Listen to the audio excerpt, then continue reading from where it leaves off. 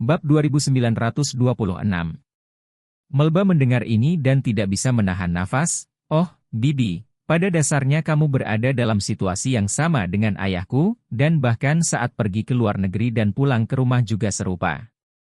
Saya yakin Anda dan ayah saya pasti memiliki banyak kesamaan, bukan?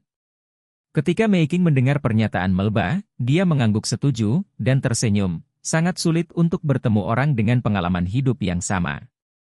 Tentu saja, akan ada hal-hal yang lebih umum. Mei Qing mengucapkan kalimat ini dari lubuk hatinya.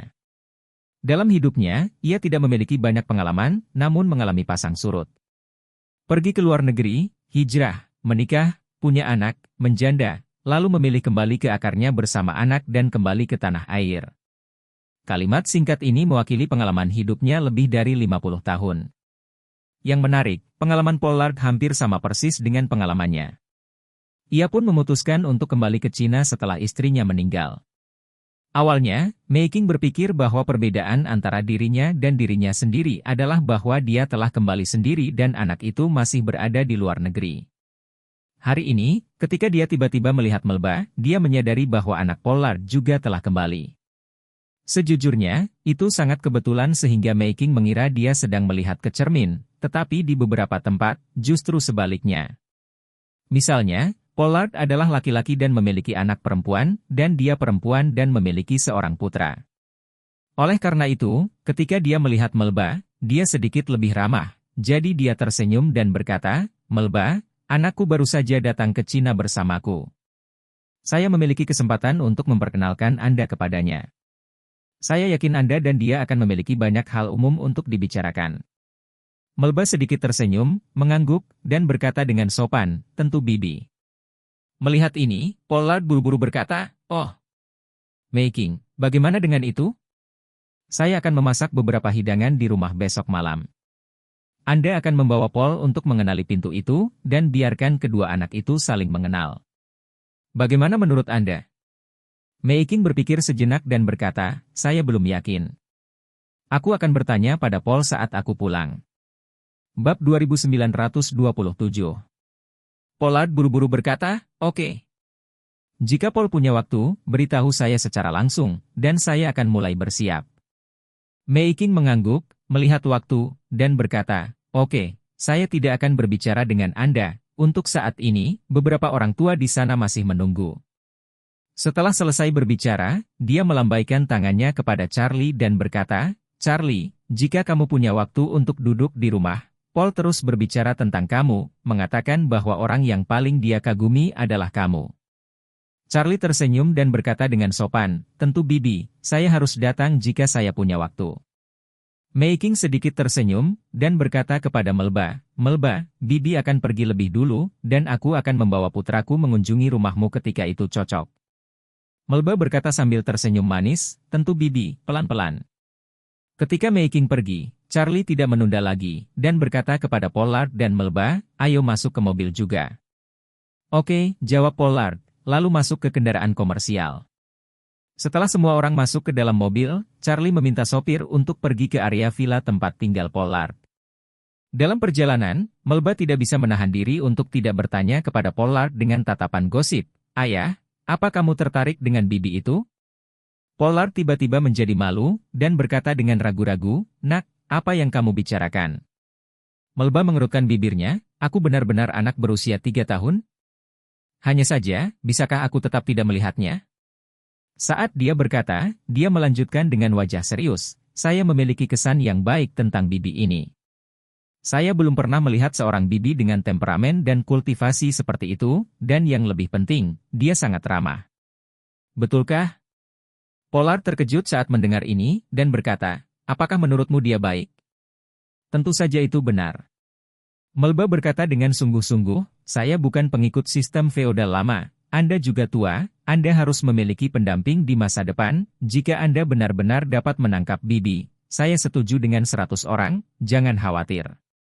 Pergi setelah itu, jika Anda membutuhkan bantuan saya, berbicara saja." Nyatanya, Melba agak menolak pembaruan ayahnya. Bab 2928. Dia selalu membuat marah ayahnya karena kematian ibunya, berpikir bahwa ayahnya bertanggung jawab atas kematian ibunya. Namun, karena pengalamannya di Suriah kali ini, dia memiliki lebih banyak toleransi dan pengertian terhadap ayahnya. Dia telah berkeliling selama bertahun-tahun untuk memberi keluarganya landasan ekonomi dan lingkungan hidup yang lebih baik. Bahkan dengan gaji tahunan puluhan juta dolar AS, dia tidak pernah selingkuh atau tergelincir. Secara keseluruhan, dia sangat ramah keluarga. Terkadang, sulit untuk mengurus karir dan keluarga. Kebanyakan ayah menghabiskan sebagian besar waktunya dengan bekerja di luar, dan ini memang tidak mudah. Terlebih lagi, sekarang ayahnya lajang dan lebih tua, dia tidak hanya kekurangan kehangatan pasangannya dalam hidup, tetapi juga kurang perhatian dari pasangannya. Orang mengatakan bahwa istri adalah pendamping yang penting, dan ketika orang tua tanpa pendamping, memang ada kekurangan besar di kemudian hari. Sebagai seorang putri, dia tentu tidak ingin ayahnya sendirian. Bahkan jika dia kembali padanya sebagai seorang putri, kurangnya pasangan akan tetap membuat hidupnya tidak lengkap. Pollard sangat tersentuh dan bersyukur di hatinya ketika mendengar apa yang dikatakan putrinya. Tetapi dengan begitu banyak orang di sekitarnya, dia harus berkata dengan samar, jika kamu memiliki hati ini, ayah akan sangat puas. Adapun urusan saya dengan bibi Anda ini, biarkan saja. Melba berseru, lalu bagaimana Anda mengikuti arus? Mari kita ikuti arus. Bibi yang sangat baik, Anda masih mengikuti arus? Untuk bibi ini, saya tidak tahu berapa banyak pelamar yang tertinggal. Anda harus bekerja keras untuk sukses. Pollard berkata dengan memalukan, ini, kita berbicara di rumah, dan hanya berbicara di rumah. Charlie mendengarkan di sela-sela, merasakan sedikit di dalam hatinya. Kalau dilihat seperti ini, apa peluang sukses untuk ayah mertuanya? Paman sudah dihancurkan di semua sisi sehingga tidak ada bulu akar yang tersisa. Satu-satunya keuntungan mungkin adalah cinta pertama dengan bibi. Namun, ayah mertua sama penakutnya dengan tikus, dia tidak berani mengejar bibi dengan integritas, dan tidak berani menceraikan istrinya secara langsung. Belakangan, bahkan saat bertemu dengannya, dia takut pada serigala dan harimau. Saya harus mengatakan bahwa dia melakukannya. Dia pemalu dan penakut, dan dia belum memiliki cukup tanggung jawab. Saat bibi kembali ke Cina, dia juga ingin kecewa padanya, bukan? Memikirkan hal ini, Charlie tidak bisa membantu tetapi melihat Pollard di sampingnya. Saya harus mengatakan bahwa paman memang orang baik yang langka. Saya tidak akan mengatakannya dengan pendidikan tinggi, kultivasi diri tinggi, dan penghasilan tinggi. Kuncinya adalah dia lebih energik daripada ayah mertuanya. Dan paman juga janda, jadi dia bisa tegak kapan saja. Dia bersama bibi, dan dia bahkan bisa mendaftar untuk menikah secara langsung. Ini jauh di luar perbandingan dengan orang tua.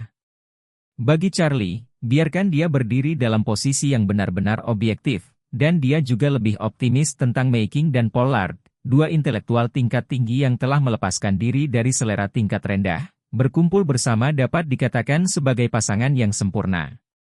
Adapun ayah mertuanya. Sejujurnya, Charlie merasa bahwa dia sama sekali tidak layak untuk Making. Mungkin, ketika keduanya berada dalam cinta pertama mereka berdiri di titik awal yang sama. Namun, selama 2 hingga 3 dekade terakhir, Making telah meningkat, tetapi dia telah turun. Hingga saat ini, keduanya telah terpisah sejauh ribuan mil. Dalam hal ini, meskipun mereka benar-benar bersama, saya khawatir itu tidak akan bertahan lama. Bab 2929. Setelah Charlie mengirim ayah dan anak perempuan keluarga Watt pulang, dia membiarkan kendaraan komersial pergi ke Shangri-La. Ruoli telah menunggu ibunya di sini, dan tidak sabar setelah menunggu sepanjang malam. Ketika mobil tiba di pintu masuk hotel, Charlie berkata kepada Isaac, "Mr. Isaac, Anda dapat mengirim misi, saya tidak akan datang." Roma bertanya dengan tergesa-gesa, "Tuan tidak akan datang dan duduk sebentar?" Charlie tersenyum dan berkata, "Lain kali, ini sudah larut, aku akan langsung pulang." Roma mengangguk, dan berkata, "Baiklah, guru melakukan perjalanan khusus untuk menurunkan saya ke sini. Jika Anda memiliki sesuatu di masa depan, tolong hubungi saya langsung." Charlie berkata, "Oke, tolong hubungi saya jika Anda memiliki sesuatu untuk dilakukan. Kami telah mengatakan bahwa kami memiliki dana 100 juta yuan setiap tahun. Nona Hi akan memberikan saya sebuah akun kembali dan saya akan mentransfer uangnya. Adapun sisa obatnya, baru akan diminum beberapa hari kemudian. Itu akan diberikan kepadamu." Roma buru-buru berkata, tidak terburu-buru, guru, itu bagus bahwa ini adalah gaji 1 tahun, tetapi kami baru saja datang ke sini, Anda tidak perlu memenuhi semua janji untuk tahun ini secepat ini. Tidak masalah. Charlie tersenyum sedikit dan berkata, Miss dia cepatlah, kurasa Wally dengan sangat cemas menunggumu. Roma sedikit mengangguk dan berkata, Tuan, maka saya akan naik dulu. Kali ini, Ishak juga membantu Roma membuka pintu listrik di barisan belakang. Dia melangkah keluar dari mobil dan memasuki hotel dengan Ishak. Charlie hendak memerintahkan sopir untuk pergi ke Thompson's. Tiba-tiba, melalui jendela mobil, dia melihat seorang tua dan muda berjalan keluar dari hotel. Dia terkejut saat mengetahui bahwa kakek dan cucu ini adalah 2 orang yang dia temui sebelumnya di Aarhus Hill University of Finance and Economics. Pada saat itu, dia menebak bahwa mereka berdua adalah ahli Feng Shui, dan kemungkinan besar mereka datang untuknya, tetapi keduanya sepertinya tidak memiliki niat jahat, jadi dia tidak memulai dengan mereka sebelumnya. Namun tak disangka, keduanya tinggal di Shangri-La. Charlie menyuruh sopir untuk mengemudi sambil menelepon Ishak. Dia berkata, Emer Ishak, 2 pria keluar dari hotelmu sekarang, 1 tua dan 1 muda. Yang tua diperkirakan berumur hampir 100 tahun, dan yang muda mengikuti. Di usia 20-an, Anda bisa membantu saya melihat apakah mereka tinggal di Shangri-La. Jika demikian, periksa informasi check-in mereka, lalu beri saya masukan. Bab 2930. Ishak segera berkata, Oke, Tuan, saya akan mengaturnya. Ketika Charlie turun dari mobil di depan gerbang Villa Thompson, Ishak mengiriminya pesan suara di WeChat. Tuan, saya baru saja memeriksa. Orang tua dan muda memang tinggal di Shangri-La. Yang lebih tua bernama Dan Mai dan yang muda bernama Mike. Keduanya check-in dengan paspor Amerika. Dari Amerika Serikat? Charlie mengerutkan kening dan menjawab, kebetulan keluarga He datang, memberitahu mereka, dan mengirimkan 2 mata cekatan untuk mengawasi mereka, dan melapor kepada saya secepat mungkin. Oke, Tuan. Charlie tidak mengetahui asal-muasal pria ini dari Amerika Serikat, tetapi dia merasa bahwa orang ini sepertinya berasal dari sekolah misteri Feng Shui, jadi dia memikirkan Master Feng Shui yang dia kenal di Gunung Waterest, King Hualai. Namun, ketika keduanya bertemu pada awalnya, meskipun sebagus sebelumnya, itu juga merupakan persahabatan yang lembut, dan tidak ada yang meninggalkan informasi kontak satu sama lain. Jadi Charlie menelepon kakeknya. Awalnya, King Hua diundang olehnya untuk memilih kembali kuburan leluhur untuk keluarga Wei. Jika dia ingin datang, dia harus mengandalkan informasi kontak King Hua. Pada saat ini, ketika Zhongguan menerima telepon Charlie, dia merasa sedikit terkejut. Dia tersenyum dan berkata, Charlie, mengapa kamu berpikir untuk menyebut tulang tua ini?